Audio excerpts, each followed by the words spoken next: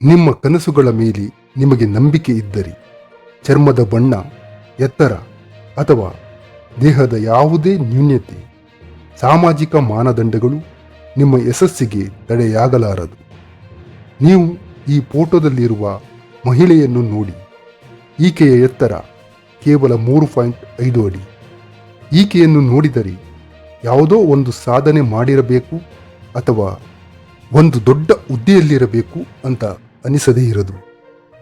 ಹೌದು, ಈಕೆಯ ಸಾಧನೆಯೇ ಉನ್ನತ ಹುದ್ದೆಯನ್ನು ಅಲಂಕರಿಸುವಂತೆ ಮಾಡಿದೆ. ಸುತ್ತಮುತ್ತಲಿನ ಜನರಿಂದ, ಸಹಪಾಠಿಗಳಿಂದ ಕುಳ್ಳಿ ಕುಳ್ಳಿ ಎಂದು ಅಪಹಾಸ್ಯಕ್ಕೊಳಗಾದ ಈ ಮಹಿಳೆ ನಾನು ಏನಾದರೂ ಸಾಧಿಸಲೇಬೇಕು ಅನ್ನೋ ಛಲದಿಂದ ಭಾರತದ ಅತ್ಯಂತ ಪ್ರತಿಷ್ಠಿತ ಪರೀಕ್ಷೆ UPSCಯಲ್ಲಿ ಉತ್ತೀರ್ಣರಾಗಿ IAS ಅಧಿಕಾರಿಯಾಗಿ ಕುಳ್ಳಿ ಕುಳ್ಳಿ ಅಂತ ಅಂಗಿಸುತ್ತಿದ್ದವರೇ ಈಕೆಯ ಸಾಧನೆಯನ್ನು ನೋಡಿ ಸಲಾಂ ಹೊಡೆಯುವಂತೆ ಮಾಡಿದ್ದಾರೆ. ಈ ಮಹಿಳೆಯು ಮಾಡುತ್ತಿರುವ ಸೇವೆಗೆ, ಅಭಿಯಾನಕ್ಕಾಗಿ ರಾಷ್ಟ್ರಪತಿ ಹಾಗೂ ಪ್ರಧಾನಮಂತ್ರಿಯವರಿಂದಲೇ ಪ್ರಶಂಸೆಗೆ ಒಳಗಾಗಿದ್ದಾರೆ. ಈಕೆಯ ಹೆಸರೇ ಆರ್ತಿ ಡೋಗ್ರಾ. ಆರ್ತಿ ಡೋಗ್ರಾರವರ ಸಂಪೂರ್ಣ ಕಥೆಯನ್ನು ನೋಡುವ ಮೊದಲು ನೀವಿನ್ನೂ ನಮ್ಮ ಚಾನೆಲ್ನ ಸಬ್ಸ್ಕ್ರೈಬ್ ಮಾಡಿಲ್ಲವಾದರೆ ಈಗಲೇ ಸಬ್ಸ್ಕ್ರೈಬ್ ಮಾಡಿ. ಜುಲೈ 18, 1979ರಲ್ಲಿ ಉತ್ತರಾಖಂಡ್ನ ಡೆಹ್ರಾಡೂನ್ನ ವಿಜಯನಗರ ಕಾಲೋನಿಯಲ್ಲಿ ಆರ್ತಿ ಡೋಗ್ರಾರವರ ಜನನವಾಗುತ್ತೆ. ಇವರ ತಂದೆ ಕರ್ನಲ್ ರಾಜೇಂದ್ರ ಡೋಗ್ರಾ, ತಾಯಿ ಕುಂಕುಮ್. ಈಕೆ ಪ್ರೈವೇಟ್ ಶಾಲೆಯೊಂದರಲ್ಲಿ ಪ್ರಿನ್ಸಿಪಾಲ್ ಆಗಿ ಕಾರ್ಯನಿರ್ವಹಿಸುತ್ತಿದ್ದರು. ಆರ್ತಿಯವರ ಜನನವಾಗುತ್ತಿದ್ದಂತೆ ಹೆತ್ತವರ ಸಂತೋಷಕ್ಕೆ ಪಾರವೇ ಇರಲಿಲ್ಲ. ಆದರೆ ವೈದ್ಯರು ಹೇಳಿದ ಮಾತಿನಿಂದ ಇಬ್ಬರೂ ಕೂಡ ಚಿಂತಾಕ್ರಾಂತರಾಗಿ ಬಿಟ್ಟರು. ಅಂದು ವೈದ್ಯರು, ನೀವು ತಪ್ಪು ತಿಳಿದುಕೊಳ್ಳಬೇಡಿ, ನನಗೆ ಅನಿಸುತ್ತೆ ನಿಮ್ಮ ಈ ಮಗು ಸಾಮಾನ್ಯ ಮಕ್ಕಳಂತೆ ಬೆಳವಣಿಗೆ ಆಗುವುದು, ಜೀವನ ನಡೆಸುವುದು ಕಷ್ಟ ಎಂದು. ವೈದ್ಯರ ಈ ಮಾತು ದಂಪತಿಗಳಿಗೆ ಸಿಡಿಲು ಬಡಿದಂತಾಯಿತು. ಯಾಕೆಂದರೆ ಈ ಮಗು ಅವರ ಮೊದಲ ಸಂತಾನವಾಗಿತ್ತು. ನಂತರ ತಂದೆ ತಾಯಿ ಇಬ್ಬರೂ ಮಗುವಿಗೆ ಬೆಳವಣಿಗೆಯಲ್ಲಿ ಯಾವುದೇ ತೊಂದರೆ ಆಗದಂತೆ ತುಂಬ ಆರೈಕೆ ಮಾಡತೊಡಗಿದರು. ಮಗು ದೊಡ್ಡವಳಾಗುತ್ತಾ ಹೋಗುತ್ತಿದ್ದಂತೆ ಕರ್ನಲ್ ಹಾಗೂ ಪ್ರಿನ್ಸಿಪಲ್ ದಂಪತಿಗಳಿಗೆ ವೈದ್ಯರು ಹೇಳಿದ ಮಾತುಗಳು ಮಗುವಿನ ಬೆಳವಣಿಗೆಯಲ್ಲಿ ಕಾಣತೊಡಗಿದವು. ಮಗುವಿನ ಬೆಳವಣಿಗೆ 3.5 ಅಡಿಗೆ ಬಂದು ನಿಂತುಬಿಟ್ಟಿತು. ಆರ್ತಿಯವರ ಬೆಳವಣಿಗೆ ಕಂಡು ಸುತ್ತಮುತ್ತಲಿನ ಜನ ಗೇಲಿ ಮಾಡತೊಡಗಿದರು. ಕರ್ನಲ್ ರಾಜೇಂದ್ರ ಡೋಗ್ರಾರವರಿಗೆ ಅವರ ಸಂಬಂಧಿಕರು, ಸ್ನೇಹಿತರು ಇನ್ನೊಂದು ಮಗುವನ್ನು ಮಾಡಿಕೊಳ್ಳಿ ಎಂದು ಬಿಟ್ಟಿ ಸಲಹೆ ನೀಡಲು ಆರಂಭಿಸಿದರು. ಈ ಎಲ್ಲ ಮಾತುಗಳಿಂದ ಕರ್ನಲ್ ಹಾಗೂ ಪ್ರಿನ್ಸಿಪಲ್ ದಂಪತಿಗಳು ತಲೆ ಕೆಡಿಸಿಕೊಳ್ಳಲಿಲ್ಲ. ಅವರು ಒಂದು ನಿರ್ಧಾರಕ್ಕೆ ಬಂದು ಬಿಡ್ತಾರೆ. ನಮಗೆ ಇನ್ನೊಂದು ಮಗು ಬೇಡ. ಇನ್ನೊಂದು ಮಗುವನ್ನು ಮಾಡಿಕೊಂಡರೆ ಆ ಮಗುವಿನ ಮೇಲೆ ನಮ್ಮ ಆಸಕ್ತಿ ಜಾಸ್ತಿಯಾಗಬಹುದು, ಈಕೆಯ ಮೇಲೆ ಗಮನ ಕಡಿಮೆಯಾಗಬಹುದು. ಆ ಕಾರಣಕ್ಕೆ ಎಲ್ಲ ರೀತಿಯಿಂದಲೂ ಆಲೋಚನೆ ಮಾಡಿ ಆರ್ತಿಯನ್ನೇ ಒಂದು ದೊಡ್ಡ ಶಕ್ತಿಯನ್ನಾಗಿ ಬೆಳೆಸುತ್ತೇವೆ. ಅವಳಿಗೆ ಯಾವುದೇ ರೀತಿಯಲ್ಲಿ ಏನೂ ಕೊರತೆ ಆಗದಂತೆ ಒಳ್ಳೆಯ ಶಿಕ್ಷಣ ನೀಡಿ ಅವಳು ಆಕಾಶದೆತ್ತರಕ್ಕೆ ಬೆಳೆಯುವಂತೆ ಮಾಡುತ್ತೇವೆ ಎಂದು ಪ್ರತಿಜ್ಞೆ ಮಾಡುತ್ತಾರೆ. ಮುಂದೆ ಆರ್ತಿ ಶಾಲೆಗೆ ಹೋಗುತ್ತಿದ್ದಂತೆ ಅವಳನ್ನು ನೋಡಿ ಸಹಪಾಠಿಗಳು ಗೇಲಿ ಮಾಡಲು ಆರಂಭಿಸುತ್ತಾರೆ. ಅವಳನ್ನು ನೋಡಿ ಕುಳ್ಳಿ ಕುಳ್ಳಿ ಅಂತ ಹೀಯಾಳಿಸುತ್ತಿದ್ದವರಿಗೆ ಲೆಕ್ಕವೇ ಇರಲಿಲ್ಲ. ಇದೆಲ್ಲದರಿಂದ ಆರ್ತಿ ಡೋಗ್ರಾ ಕುಗ್ಗಿ ಹೋಗುತ್ತಿದ್ದಳು.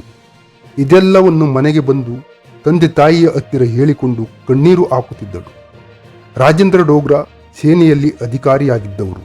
ಹೇಗೆ ಸೇನೆಯಲ್ಲಿ ಸೋಲುವುದನ್ನು ಹೇಳಿಕೊಡುವುದಿಲ್ಲವೋ ಹಾಗೆಯೇ ತನ್ನ ಮಗಳಿಗೆ ಸೋಲಿನ ಬಗ್ಗೆ ಹೇಳಿಕೊಡದೆ ಈ ಸಮಾಜವೇ ಹಾಗೇ ಮಗಳೇ, ಯಾರನ್ನಾದರೂ ಹೀಯಾಳಿಸುತ್ತಾ ನಿಂದಿಸುತ್ತಾ ಕಾಲ ಕಳೆಯುವವರೇ ಈ ಭೂಮಿಗೆ ಭಾರವಾಗಿ ಇರುವವರು. ಅವರೇ ಮಾನಸಿಕವಾಗಿ ವಿಕಲಚೇತನರಾಗಿರುತ್ತಾರೆ. ಇದಕ್ಕೆಲ್ಲ ನೀನು ತಲೆಕೆಡಿಸಿಕೊಳ್ಳಬೇಡ. ಆಡಿಕೊಳ್ಳುವವರು ಆಡಿಕೊಳ್ಳಲಿ ಬಿಡು. ನೀನು ಓದಿನ ಕಡೆ ಗಮನ ಕೊಡು. ನೀನು ಯಾರು ಅಂತ ಮುಂದಿನ ದಿನಗಳಲ್ಲಿ ತೋರಿಸು. ಗೇಲಿ ಮಾಡುವವರ ಬಾಯಿಯನ್ನು ನಿನ್ನ ಸಾಧನೆ ಮುಖಾಂತರ ಮುಚ್ಚಿಸು ಅಂತ ಉರಿದುಂಬಿಸುತ್ತಿದ್ದರು. ಆರ್ತಿಯವರಿಗೆ ತನ್ನ ತಂದೆ ತಾಯಿಯ ಮಾತುಗಳೇ ಸ್ಫೂರ್ತಿಯಾಗತೊಡಗಿದವು. ಓದಿನ ಕಡೆ ಹೆಚ್ಚೆಚ್ಚು ಗಮನ ಹರಿಸತೊಡಗಿದಳು. ಯಾವ ಟೀಕೆಗೂ ತಲೆ ಕೆಡಿಸಿಕೊಳ್ಳದೆ ಮುನ್ನುಗ್ಗತೊಡಗಿದಳು. ಪ್ರತಿಯೊಂದು ಹಂತದಲ್ಲೂ ತಂದೆ ರಾಜೇಂದ್ರ ಡೋಗ್ರರವರು ಆರತಿಯವರಿಗೆ ಬೆನ್ನೆಲುಬಾಗಿ ನಿಂತುಕೊಂಡರು. ಆರತಿ ತನ್ನ ಪ್ರಾರಂಭಿಕ ಶಿಕ್ಷಣವನ್ನು ಡೆಹ್ರಾಡೂನ್ನ LM ಗರ್ಲ್ಸ್ ಕಾಲೇಜ್ನಲ್ಲಿ ಮುಗಿಸಿದ ನಂತರ ಡೆಲ್ಲಿಯ ಪ್ರತಿಷ್ಠಿತ ಲೇಡಿ ಶ್ರೀರಾಮ್ ಕಾಲೇಜ್ನಲ್ಲಿ ತನ್ನ ಗ್ರ್ಯಾಜುಯೇಷನ್ ಕಂಪ್ಲೀಟ್ ಮಾಡುತ್ತಾಳೆ. ಅದರ ನಂತರ ಒಂದು ದಿನ IAS ಅಧಿಕಾರಿ ಮನಿಷಾ ಬನ್ವಾರ್ ಜೊತೆ ಭೇಟಿಯಾಗುತ್ತೆ. ಆ ಸಮಯದಲ್ಲಿ ಆರತಿಯವರಿಗೆ ಮನಿಷಾ ಬನ್ವಾರ್ ರವರು ಕೆಲವು ಸಲಹೆಗಳನ್ನು ನೀಡುತ್ತಾರೆ. ಅವರ ಮಾತುಗಳಿಂದ ಮೋಟಿವೇಟ್ಗೊಳಗಾದ ಆರತಿಯವರಿಗೆ ಆನೆ ಬಲ ಬಂದಂತಾಗುತ್ತೆ. ಆದರೆ ನಾನು ಇವರ ಹಾಗೇನೇ ಆಗಬೇಕು ಅಂತ ನಿರ್ಧಾರ ತೆಗೆದುಕೊಳ್ಳುತ್ತಾಳೆ. ನಂತರ IASಗೆ ಬೇಕಾದಂತಹ ಎಲ್ಲ ತಯಾರಿಗಳನ್ನು ಮಾಡಿಕೊಳ್ಳುವ ಸಂದರ್ಭದಲ್ಲಿ ಕೂಡ ಕೆಲವೊಂದು ಮಾತುಗಳನ್ನು ಕೇಳಬೇಕಾಯಿತು. ನೀನು IAS ಆಗ್ತೀಯ, ನೀನು ಇರುವುದೇ 3 ಅಡಿ, ನೀನ್ಯಾವ IAS ಆಗ್ತೀಯ, ಒಂದು ಜಿಲ್ಲೆಯನ್ನು ನಿಭಾಯಿಸುವುದೆಂದರೆ ತಮಾಷೆನಾ, ನಿನಗೆ ಆ ಅರ್ಹತೆ ಇಲ್ಲ ಎಂದೆಲ್ಲ ಹೀಯಾಳಿಸುತ್ತಾರೆ. ಅದ್ಯಾವುದಕ್ಕೂ ತಲೆಕೆಡಿಸಿಕೊಳ್ಳದ ಆರತಿ ಡೋಗ್ರಾ ತನ್ನ ಸಾಧನೆಯತ್ತ ಗಮನ ಹರಿಸತೊಡಗಿದಳು. ನಂತರ 2006ರಲ್ಲಿ ಆರತಿ ಡೋಗ್ರಾ UPSC ಪರೀಕ್ಷೆಯನ್ನು ಬರೆದು ಪಾಸ್ ಆಗ್ತಾರೆ. ಅವರು ಕೇದರ್ನ IAS ಅಧಿಕಾರಿಯಾಗಿ ಹೊರಹೊಮ್ಮುತ್ತಾರೆ. ನಂತರ ಅವರು ರಾಜಸ್ಥಾನದ ಜೋಧ್ಪುರ ಡಿಸ್ಕಾಂನಲ್ಲಿ ಮೊದಲು MD ಯಾಗಿ ಕಾರ್ಯನಿರ್ವಹಿಸುತ್ತಾರೆ. ಅದಾದ ನಂತರ ರಾಜಸ್ಥಾನದ ಅಜ್ಮೀರ್ ಜಿಲ್ಲೆಯಲ್ಲಿ ಜಿಲ್ಲಾಧಿಕಾರಿಯಾಗಿ ನೇಮಕಗೊಳ್ಳುತ್ತಾರೆ. ಆರತಿ ಡೋಗ್ರಾರವರು ಬಯಲು ಶೌಚ ಮುಕ್ತ ಸಮಾಜವನ್ನು ರಚಿಸಲು ಬ್ಯಾಂಕೋ ಬಿಕಾನೋ ಅಭಿಯಾನವನ್ನು ಆರಂಭಿಸುತ್ತಾರೆ. ಆಕೆಯ ಈ ಒಂದು ಅಭಿಯಾನ ಯಶಸ್ವಿಯಾಗುವುದಲ್ಲದೆ ಆಕೆಯ ಕಾರ್ಯವನ್ನು ರಾಜ್ಯ ಸರ್ಕಾರ ಗುರುತಿಸಿದ್ದಲ್ಲದೆ ಪ್ರಧಾನಿ ನರೇಂದ್ರ ಮೋದಿಯವರಿಂದಲೂ ಪ್ರಶಂಸೆ ಗಿಟ್ಟಿಸಿಕೊಂಡಿದ್ದಾರೆ. ಅವರು ರಕ್ತಹೀನತೆಯ ವಿರುದ್ಧ ಮಿಷನ್ ಮತ್ತು ಮಾನಂತಹ ಇತರ ಯೋಜನೆಗಳನ್ನು ಆರಂಭಿಸಿದರು. ಬಿಕಾನೇರ್ನ DM ಆಗಿರುವಾಗ ಅವರು ಡಾಟರ್ ಫಾರ್ ಡಾಟರ್ಸ್ ಎಂಬ ಕಾರ್ಯಕ್ರಮವನ್ನು ಆರಂಭಿಸಿ ಅಲ್ಲಿ ಅವರು ಆಸ್ಪತ್ರೆಗಳಲ್ಲಿ ಜನಿಸಿದ ಅನಾಥ, ಬಡ ಮತ್ತು ಅಸಹಾಯಕ ಹೆಣ್ಣು ಮಕ್ಕಳನ್ನು ದತ್ತು ತೆಗೆದುಕೊಳ್ಳುವಂತೆ ವೈದ್ಯರಿಗೆ ಪ್ರೋತ್ಸಾಹ ನೀಡಿದರು. ಆರತಿ ಡೋಗ್ರಾರವರು ಒಂದು ಜಿಲ್ಲೆಯಿಂದ ಟ್ರಾನ್ಸ್ಫರ್ ಆದಾಗ ನಮ್ಮ ಜಿಲ್ಲೆಗೆ ಕಳಿಸಿಕೊಡಿ ಅಂತ ಪ್ರತಿ ಜಿಲ್ಲೆಯವರು ಕೇಳಿಕೊಳ್ಳುತ್ತಿದ್ದರಂತೆ. ಕೇವಲ 3.5 ಅಡಿ ಎತ್ತರವಿದ್ದು ಅನೇಕ ಸವಾಲುಗಳನ್ನು ಎದುರಿಸಿದ ಆರತಿ ಡೋಗ್ರಾರವರು ಲಕ್ಷಾಂತರ ಜನರಿಗೆ ಸ್ಫೂರ್ತಿಯಾಗಿದ್ದಾರೆ.